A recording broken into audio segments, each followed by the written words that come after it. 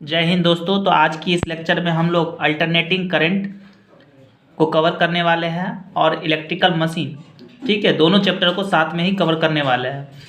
तो पहला पॉइंट है अल्टरनेटिंग करंट। ये चैप्टर बहुत ही इंपॉर्टेंट है एग्जाम व्यू से और अदर कम्पिटिटिव एग्जाम से भी, क्योंकि इससे अच्छे खासे क्वेश्चन आते हैं और बच्चे इसी एक्सरसाइज में फंसते हैं। तो पहला पॉइंट है अल्टरनेटिंग करंट। अल्टरनेटिंग करंट क्या होता है? तो अल्टरनेटिंग करंट क्या होता है? एक ऐसा करंट जिसका मैग्नीट्यूड टाइम के साथ हमेशा वैरी करे। वैरी का मतलब क्या? बदलता हो। मान लीजिए ये इसका मैग्नीट्यूड है, तो इस पॉइंट पे देखिए इसका मैग्नीट्यूड पीक वैल्यू पे है और टाइम ये क्या है? टाइम। तो हर एक टाइम में इस टाइम पे इसका मैग्नीट्यूड कुछ और है, इस टाइम में कुछ और है, अलग अलग टाइम में मैग्नीट्यूड चेंज होते जा रहा है। तो इसी को हम लोग कहते हैं, जो मैग्नीट्यूड टाइम के साथ वेरी करे, बदले, उसी को हम लोग अल्टरनेटिंग करंट कहते हैं। मैग्नीट्यूड वेरीज कंटिन्यूसली, लगातार बदलना। Direction periodically. तो डायरेक्शन क्या होता है? पीरियोडिकली होती है। और आई इज इक्वल टू होता है आई नोट साइन ओमेगा टी। यहाँ पे आई नोट जो होता है वो क्या होता है? पीक वैल्यू, या इसी को कहते हैं मैक्सिमम वैल्यू ऑफ करंट। इस पॉइंट पे देखिए ये करंट का मैक्सिमम वैल्यू देगा, इसी को कहते हैं आई नोट। और हर एक जगह पे थोड़ा सा कम दे रहा है, इस पे कम, इस पे कम, इस पे कम, फिर इस पे भी कम। तो इस पॉइंट को कहते हैं पीक वैल्यू। अगला पॉइंट हम लोग देखते हैं average value of AC current over complete cycle. एक कंप्लीट साइकिल में जो एवरेज करंट होता है, ये मान लीजिए पॉजिटिव में, ये निगेटिव, तो दोनों मिला के क्या देगा? जीरो देगा। इसीलिए कहते हैं average value of alternating current over a complete cycle is zero.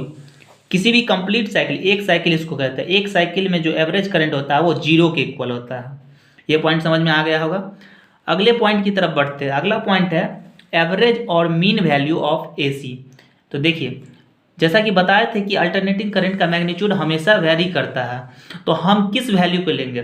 जैसे मान लीजिए कि आप बाइक चला रहे हैं, तो कभी आपका स्पीड 70 किलोमीटर पर आवर होता है, कभी 40 किलोमीटर पर आवर होता है, यानी हमेशा बदलता रहता है। तो आपसे यदि एवरेज पूछते हैं तो क्या कहते हैं? आप सबको जोड़ देते हैं और टाइम से डिवाइड कर देते हैं, जितना बार चेंज किए हैं आप। तो उसी तरह से इसका जो एवरेज वैल्यू होता है, आई एवरेज करंट का, वो क्या होता है? 2I0/पाई। 2I0/पाई, ये फॉर्मूला पूछता है एग्जाम में। इसका डेरिवेशन भी पूछता है कभी कभार। अधिकतर चांस है कि नहीं पूछने का, लेकिन रेयर केस में पूछ देता है डेरिवेशन। तो मीन वैल्यू जो होता है या एवरेज वैल्यू होता है वो I average is equal to 2IM या आई नोट। देखिए IM और आई नोट में आप लोग कंफ्यूज नहीं कीजिएगा, क्योंकि इसी को कहते हैं पीक वैल्यू या मैक्सिमम वैल्यू, दोनों लिख सकते हैं, ठीक है। तो इस दोनों में कंफ्यूज नहीं कीजिएगा।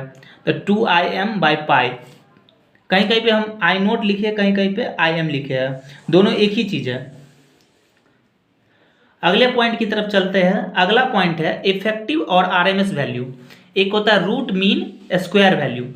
तो RMS वैल्यू जब क्वेश्चन में गिवन रहता है तो RMS वैल्यू निकालना होता है। तो IRMS बराबर होता है peak value by √2। Maximum value को जब √2 से डिवाइड कर देते हैं तो RMS वैल्यू निकल जाता है। इसका भी डेरिवेशन देख के जाइएगा, 5 नंबर के क्वेश्चन में पूछा जाता है इसका डेरिवेशन। वैसे डेरिवेशन के लिए ये खत्म जैसे ही होगा तो डेरिवेशन के लिए एक वीडियो लाऊंगा, जो मेन जो डेरिवेशन लगेगा उस डेरिवेशन को डिराइव कर देंगे आसान वे में। तो क्या हो जाएगा? RMS वैल्यू क्या होता है? I0/√2। इसी तरह से EMF का RMS बोला जाएगा, ERMS इज इक्वल टू क्या हो जाएगा? E0/√2। यहाँ पे E0 क्या है? Maximum value.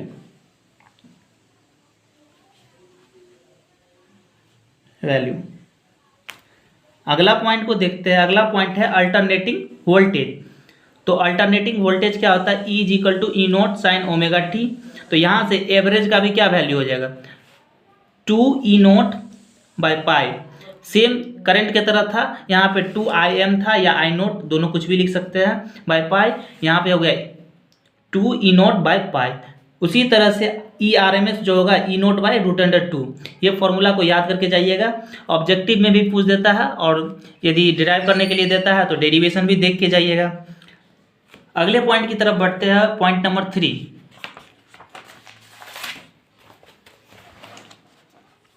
पॉइंट नंबर 3 है phasor and phasor diagram. Phasor शब्द कहीं ना कहीं आप लोग सुने होंगे, यदि उसमें कन्फ्यूजन हो रहा है कि फेजर क्या होता है तो चलिए डिस्क्राइब कर देते हैं। फेजर क्या होता है? फेजर जो होता है क्या होता है, एक कम्प्लेक्स नंबर है। फेजर एक कम्प्लेक्स नंबर है जो रिप्रेजेंट करता है एम्पलीट्यूड एंड फेज एंगल, यानी किसी भी करंट में जो मैक्सिमम वैल्यू या पीक वैल्यू होती है उसका, और एक होता है फेज एंगल, किस एंगल के साथ वो जा रहा है। तो दोनों को एक साथ जब लेते हैं तो उसी को कहते हैं फेजर। जैसे मान लीजिए कहीं पे दिया हुआ है VT का ये फॉर्म दिया है VM sin ωt। हम अभी बताया कि VM को V0 भी लिख सकते हैं, तो कन्फ्यूजन मत कीजिएगा, यहाँ पे कन्फ्यूज मत होइएगा।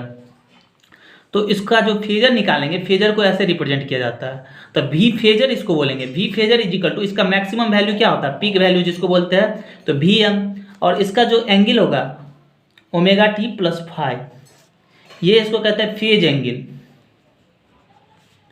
तो जब फेज एंगल और उसका मैग्नीट्यूड को एक साथ एक टर्म में लिखते हैं तो उसी को कहते हैं फेजर, और इसी को ग्राफिकली रिप्रेजेंट जो करते हैं डायग्राम के साथ, उसी को कहते हैं फेजर डायग्राम। जैसे मान लीजिए एक एग्जांपल देके आपको बताते हैं, इस एग्जांपल में आपको सब कुछ समझ में आ जाएगा। यहाँ पे मान लीजिए 3 फेज का नाम आप लोग सुने हैं, तो 3 फेज में क्या होता है, 3 फेज होते हैं, तीनों फेज एक दूसरे से क्या होता है, कुछ एंगल पे रहते हैं। तो मान लीजिए ये V1 है, जो सबसे पहले देखिए पीक वैल्यू पे कौन पहुंचा, V1 पहुंचा, इसके बाद V2 पहुंचा पीक वैल्यू पे, इसका पीक वैल्यू V2 का यहाँ पे, इसके बाद V3, यानी कुछ ना कुछ एंगल से पीछे चल रहा है एक दूसरे से। तो सबसे पहले V1 जो है VM sin ωt, V2 जो है वो उससे क्या है 5 डिग्री आगे है, यानी देखिए V2 का जो वैल्यू है वो पहले ही पहुंच गया है, यहाँ पे 5 एंगल आगे है, और देखिए V3 जो है वो 5 एंगल यानी V2 से पीछे है, इसीलिए इसको ऐसे लिख सकते हैं। तो इक्वेशन 1, इक्वेशन 2, इक्वेशन 3, यहाँ पे फेज एंगल का मतलब यही है कि एक दूसरे से कितना आगे पीछे है, इसीलिए यहाँ पे हम लोग फेज एंगल बताया है, और इसी को कहते हैं फेज एंगल। तो कभी भी एग्जाम में फेज एंगल, फेजर ये सब पूछे तो कंफ्यूज मत कीजिएगा। फेजर जो होता है एक कम्प्लेक्स नंबर होता है जो रिप्रेजेंट करता है मैक्सिमम वैल्यू या पीक वैल्यू और फेज एंगल को, दोनों को आपस में एक साथ लिखते हैं, उसी को कहते हैं फेजर। अगला पॉइंट हम लोग देखते हैं, point number 4, rectangular form. Rectangular form में किसी भी कम्प्लेक्स को हम ऐसे लिखते हैं, यहाँ पे R क्या है, रेसिस्टर का वैल्यू है, ठीक है, JX, X क्या है, वो कैपेसिटिव हो सकता है या इंडक्टिव हो सकता है, कुछ भी हो सकता है X, और पोलर फॉर्म में लिखते हैं R इंटू एंगल फाई, ठीक है, यहाँ पे फेजर एंगल है। यहाँ पे R को जो हम लिखेंगे तो ऐसे लिख सकते हैं √R² + x², इसी को, अरे जब एक राइट एंगल ट्रायंगल बनाते हैं तो मान लीजिए ये है R, ये मान लीजिए X है, ये Z है, तो Z का फॉर्मूला क्या हो जाएगा, √R² + x² हो जाएगा ना। तो कभी भी कोई हमसे इम्पिडेंस पूछता है Z = तो क्या बताएंगे उसको, R² × x², ठीक है। यहाँ पे R एंगल फाई को क्या लिख सकते हैं, R cos phi + R J sin phi. अब पूछिएगा ये कैसे लिखते हैं, तो बताइए, यहाँ से यहाँ पे एंगल यदि फाई है तो cos फाई बराबर क्या हो जाएगा,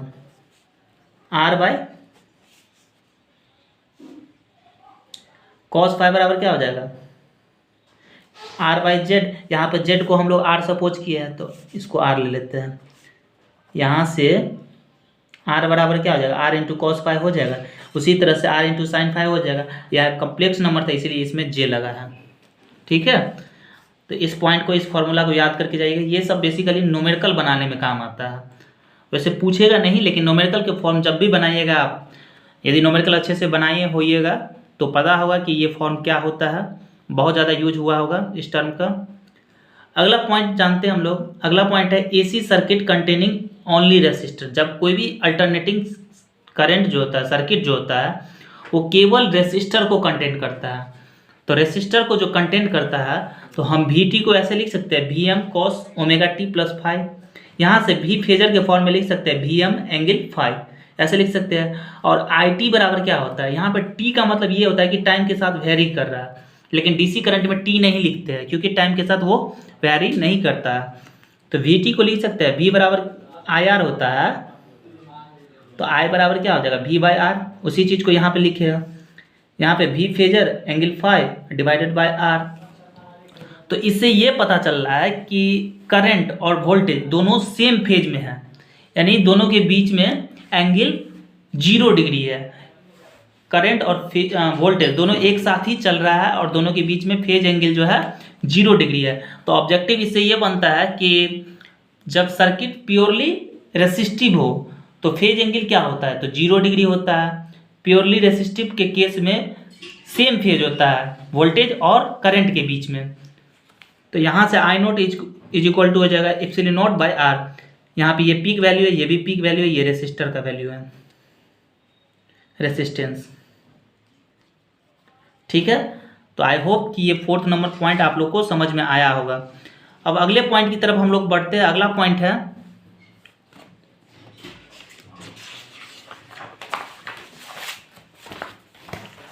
point number 5, AC circuit containing only inductor. जब कोई भी अल्टरनेटिंग सर्किट इंडक्टर को कंसिस्ट करता है तो क्या होता है, फेज डिफरेंस क्या होता है, फेज एंगल क्या होता है, ये सब चीज़ को देखेंगे। इम्पिडेंस क्या हो जाएगा, तो बताइए। आई टी बराबर हम लोग जानते हैं I nought cos omega T plus five, ये होता है। ये इंडक्टर है, इंडक्टर को एल से इंडिकेट करते हैं। यहाँ से आई फेजर बराबर हो जाएगा आई नोट इंटू फाइव, क्योंकि पीक वैल्यू ये रहा और फेज एंगल ये रहा, इसीलिए इसको लिख सकते हैं आई नोट इंटू फाइव। अच्छा ये बताइए V इज इक्वल टू, ये फॉर्मूला आप लोग जानते होंगे, V is equal to L into D I by D T, ये फॉर्मूला होता है। ठीक है, तो यहाँ से हम क्या करते हैं, आई का जो वैल्यू है उसको पुट करते हैं और डिफ्रेंशिएट करते हैं। आई का वैल्यू यहाँ पे पुट कर दिए, फिर आई को नोट को बाहर निकाल लिए हम, तो एल इंटू आई नोट, और इसको जो डिफ्रेंशिएट करेंगे तो कॉस का डिफ्रेंशिएशन हो जाएगा साइन, यहाँ पे मल्टीप्लाई के टर्म में तो इसको बाहर निकाल लेंगे, तो माइनस एल ओमेगा आई note sign omega T plus five. और यहाँ से फिर क्या करते हैं हम, ये माइनस साइन को रिमूव करना है, तो माइनस साइन को रिमूव करने के लिए इसमें 180 डिग्री ऐड करते हैं, तो ये माइनस साइन रिमूव हो जाएगा, माइनस माइनस प्लस हो जाएगा, तो एल आई नोट ओमेगा। अब साइन, माइनस साइन को तो रिमूव कर दिए, अब साइन है इसको कॉस के फॉर्म में लाना है, क्योंकि ऊपर वाले में जो हम लोग लिए है कॉस के टर्म में था, तो इसको भी कॉस के टर्म में लाना होगा। तो कॉस के टर्म में लाने के लिए क्या करते हैं, इसमें माइनस 90 डिग्री घटाते हैं। ये सब बेसिक ट्रिगोनोमेट्रिक है, ठीक है, कुछ नहीं है, ट्रिगोनोमेट्रिक का फंक्शन है, कब 90 डिग्री ऐड करते हैं, कब घटाते हैं, ये सब जान लीजिएगा आप लोग। अभी बताने लगेंगे तो बहुत ज़्यादा टाइम लग जाएगा। तो यहाँ पे वी टी क्या हो जाएगा, L I note omega cos omega T plus five plus 90 degree. तो यहाँ पे वी टी क्या कर रहा है, लीड्स कर रहा है, जो फाइव एंगल है उससे 90 डिग्री। देखिए इसमें पहले फाइव था, करंट में फाइव है, इसमें 5 प्लस 90 डिग्री, यानी 5 से 90 डिग्री ज़्यादा है। क्या है ज़्यादा, वोल्टेज। तो इसमें in purely inductive circuit voltage leads 90 degree by current. Purely inductive circuit में जो होता है वोल्टेज लीड्स करता है 90 डिग्री, किससे, करंट से। करंट में देखिए आई टी का वैल्यू जो था I nought cos omega T plus five, और वी टी का जो वैल्यू निकला, क्या निकला है, omega L I nought 5 plus 90 degree, यानी जो एंगल था उसमें 90 डिग्री लीड कर रहा है, बढ़ रहा है। तो इसमें लीड कौन करेगा, वोल्टेज लीड करता है, कितना डिग्री, वोल्टेज लीड करता है 90 डिग्री, किससे करता है, करंट से। तो इस चीज़ को याद रखिएगा यहाँ पे। अच्छा और एक चीज़, यहाँ पे वी टी का जो फॉर्मूला आ गया omega L I nought into 5 angle 90 degree, तो यहाँ से हम लोग ऐसे लिख सकते हैं I nought is equal to V nought by omega L. तो ओमेगा एल क्या होता है, एक्सएल बोल सकते हैं इसको, यानी इंडक्टर का जो रेसिस्टेंस होता है उसी को कहते हैं एक्सएल। इंडक्टर का जो रेसिस्टेंस होता है उसी को क्या कहते हैं, एक्सएल। तो I is equal to V by R, तो यहाँ पे आर बराबर यानी एक्सएल बराबर I nought is equal to V nought by XL. तो एक्सएल का वैल्यू ओमेगा एल हो जाएगा यहाँ पे, इसीलिए यहाँ पे क्या लिखे हम लोग, I nought is equal to V nought by omega L. तो कभी भी कोई एक्सेल पूछे तो एक्सेल बराबर क्या हो जाएगा, ओमेगा एल। ठीक है, तो अगला पॉइंट हम लोग पॉइंट नंबर 6 को देखते हैं। पॉइंट नंबर 6 है, जब कोई भी सर्किट प्योरली कैपेसिटिव हो, यानी कैपेसिटर लगा हो किसी भी सर्किट में, तो उसमें क्या रिलेशन होता है, फेज एंगल क्या होता है वोल्टेज और करंट के लिए। तो जानते हैं हम लोग, ये एक सर्किट रहा जिसमें एक कैपेसिटर लगा हुआ है और इससे करंट आई टी फ्लो कर रहा है। तो वी टी बराबर होता है V not cos omega T plus 5, और सी का फॉर्मूला हम लोग ये जानते हैं। तो यहाँ से v को डिफ्रेंशिएट करते हैं टाइम के रिस्पेक्ट में, सिमिलरली ऐसे करते करते आया है। और पहले माइनस साइन को, यहाँ पे माइनस साइन नहीं था, तो माइनस साइन को हम लोग क्या करते हैं, अच्छा कॉस को डिफ्रेंशिएट करेंगे तो माइनस के टर्म में आ जाएगा, फिर इस माइनस को हमको रिमूव करने के लिए 180 डिग्री ऐड करना पड़ेगा। फिर यहाँ पे साइन के टर्म में आ गया, उसको कॉस के टर्म में बदलने के लिए क्या करेंगे, माइनस 90 डिग्री करेंगे। और ये टर्म करते करते आ गया C omega V not cos omega T plus 5 plus 90 degree. तो यहाँ से आई टी बराबर हो जाएगा C omega V not cos omega T plus 5 plus 90 degree. तो यहाँ पे देखिए करंट का जो वैल्यू आ रहा है वो 90 डिग्री लीड्स कर रहा है। वी में तो 5 एंगल लिए थे हम, लेकिन आई में जो आ रहा है 5 प्लस 90 डिग्री, इसमें करंट लीड्स कर रहा है। और एक और चीज़, यदि एक्स सी आपसे कोई पूछे, यहाँ पे आई टी बराबर क्या होता है, आई बराबर वी बाय आर। तो वी मान लीजिए आपको वी नोट दिया हुआ है, तो आर बराबर क्या हो जाएगा, आर बराबर 1 बाई सी ओमेगा हो जाएगा आर बराबर। तभी तो यदि आर का वैल्यू यहाँ पे पुट करते हो V naught by 1 by C omega, तभी तो ये सी ओमेगा ऊपर चला जाएगा, V naught into C omega. इसीलिए हम लोग यहाँ पे एक्स सी का जो वैल्यू आएगा 1 बाई सी ओमेगा हो जाएगा।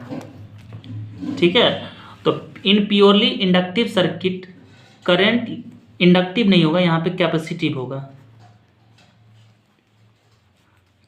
Circuit current leads 90 degree by voltage, इसमें क्या करता है, करंट लीड्स करता है, लेकिन इंडक्टिव के केस में क्या होता था, वोल्टेज लीड्स करता था 90 डिग्री से। इसमें कैपेसिटिव में क्या करता है, करंट लीड्स करता है बाय 90 डिग्री। अगले पॉइंट की तरफ चलते हैं हम लोग। अगला पॉइंट है, एक्सएल को हम लोग कहते हैं इंडक्टिव रेसिस्टेंस और एक्ससी को कहते हैं कैपेसिटिव रिएक्टेंस, जो कि अभी अभी हम लोग पढ़े हैं, एक्सएल और एक्ससी। इंडक्टिव रिएक्टेंस हो जाएगा XL is equal to omega L, omega को 2 पाई एफ लिख सकते हैं एल, तो ये फॉर्मूला अभी हम लोग निकाले थे। और कैपेसिटिव रिएक्टेंस बराबर हो जाएगा एक्ससी, एक्ससी को लिख सकते हैं 1 बाई ओमेगा सी, ओमेगा का वैल्यू 2 पाई एफ सी। तो ये फॉर्मूला को भी याद रख लीजिएगा क्योंकि एग्जाम में पूछा जाता है। तो आई होप कि पॉइंट नंबर 9 तक आप लोग को अच्छे से समझ में आया होगा। अगले पॉइंट की तरफ हम लोग बढ़ते हैं। अगला पॉइंट है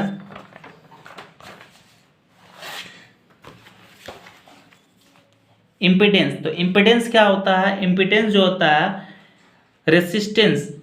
जैसे मान लीजिए एक नाम सुने होंगे इम्पिडेंस ट्रिंगल, तो इम्पिडेंस ट्रिंगल में बेस को हम आर लेते हैं और एक्स में यहाँ पे एक्सएल और एक्ससी कुछ भी हो सकता है, यानी इंडक्टिव रिएक्टेंस या कैपेसिटिव रिएक्टेंस। ठीक है, और ये जो होता है दोनों का जो यहाँ पे पाइथागोरस थ्योरम लगा देते हैं। ठीक है, तो यहाँ से जेड स्क्वायर लिख सकते हैं R square plus X square, यहाँ से टेन फाइव बराबर हो जाएगा एक्स बाई आर।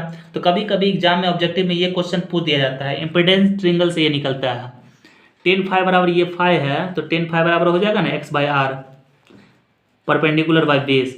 उसी तरीका से कॉस फाइव बराबर हो जाएगा आर बाई जेड, ये आर यानी बेस बाय हाइपोटेनियस। ठीक है, अगला क्वेश्चन है, अगला पॉइंट है एसी सर्किट एलआर सर्किट में।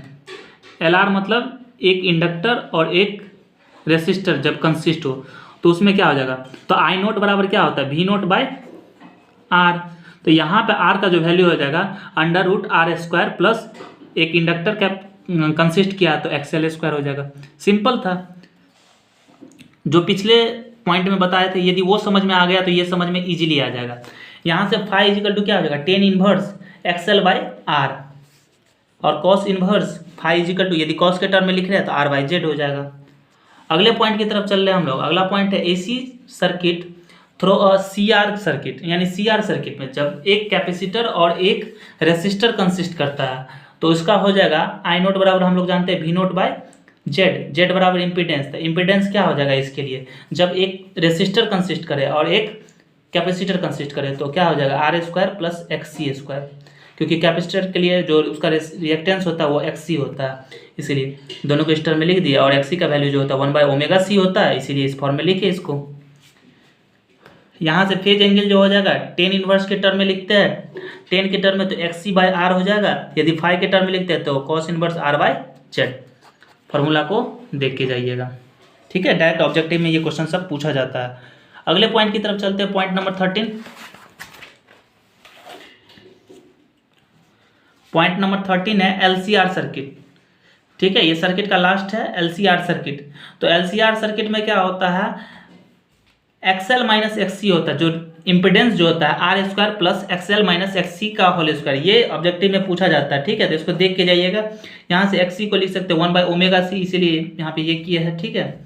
यहाँ से फाइव का वैल्यू निकल जाएगा आराम से, कॉस का जैसे पहले निकालते थे उसी तरीके से इसको निकाल लेना। एक बार देख लीजिएगा, नोट्स आप लोग साथ में लिखते जाइएगा, ठीक है। अगले पॉइंट की तरफ चलते हैं। अगला पॉइंट है resonance condition of LCR circuit. तो रेजोनेंस एक कंडीशन होता है, जब एक्सएल का वैल्यू एक्ससी के बराबर आ जाता है तो उसी को कहते हैं रेजोनेंस कंडीशन। तो दोनों एक दूसरे के वैल्यू के बराबर आ जाएगा तो दोनों कट के तो जीरो देगा, तो ये क्या हो जाएगा प्योरली रेसिस्टिव सर्किट के बराबर हो जाएगा। तो कोई भी ऑब्जेक्टिव में यदि पूछता है कि रेजोनेंस के केस में क्या बोल सकते हैं उसको, तो रेजोनेंस के केस में उस सर्किट को हम लोग प्योरली रेसिस्टिव सर्किट भी बोल सकते हैं। और इसका जो फ्रीक्वेंसी पूछता है, ये ऑब्जेक्टिव में पूछता है, रिपीटेड क्वेश्चन है ये। फ्रीक्वेंसी जो होता है 1/2π√LC होता है। अगले पॉइंट की तरफ चलते हैं। अगला पॉइंट है power in AC circuit. AC circuit में जो पावर होता है वो क्या होता है, VRMS into IRMS into cos five, root mean square value of voltage into root mean square value of current into cos five. यहाँ पे कॉस फाइव क्या होता है, पावर फैक्टर बोलते हैं उसको। कॉस फाइव को बोलते हैं पावर फैक्टर। पावर फैक्टर का जो वैल्यू होता है 0 to 1 बिलोंग्स करता है। ये ऑब्जेक्टिव में पूछा जा सकता है। अगले पॉइंट की तरफ चलते हैं हम लोग। अगला पॉइंट है power for purely resistive circuit. तो प्योरली रेसिस्टिव सर्किट के केस में क्या होता है, फाई एंगल जो होता है 0 डिग्री होता है, तो कॉस 0 डिग्री का वैल्यू 1 यानी मैक्सिमम होगा। तो पूछता है एग्जाम में कि प्योरली रेसिस्टिव सर्किट के लिए पावर क्या होता है, तो मैक्सिमम बोल सकते हैं, या VRMS इंटू IRMS का प्रोडक्ट। यदि प्योरली इंडक्टिव सर्किट रहता है या प्योरली कैपेसिटिव सर्किट रहता है तो फेज डिफरेंस दोनों के बीच में क्या होता है, एक में प्लस 90 डिग्री प्योरली इंडक्टिव में और दूसरे में माइनस 90 डिग्री प्योरली कैपेसिटिव में। तो कॉस 90 डिग्री का चाहे प्लस मिले चाहे माइनस मिले, दोनों का वैल्यू 0 आएगा। इसीलिए प्योरली इंडक्टिव के केस में जो होता है एवरेज पावर 0 के बराबर होता है और प्योरली कैपेसिटिव में एवरेज पावर 0 के बराबर होता है। तो पॉइंट नंबर 16 तक कंप्लीट हो गया। अगले पॉइंट की तरफ हम लोग चलते हैं।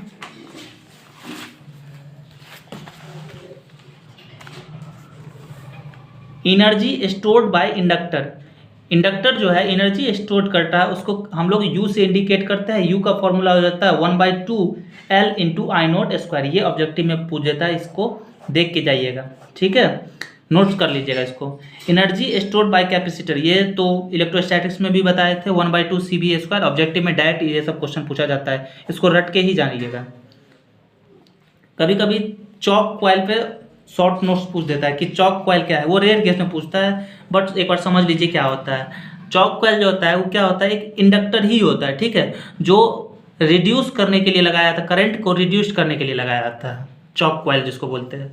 और ये last point transformation ratio. Transformation ratio क्या होता है, तो सेकेंडरी साइड का जो वोल्टेज होगा और प्राइमरी साइड का जो वोल्टेज होगा V2/V1 = N2 जो है यहाँ पे नंबर ऑफ टर्न्स है।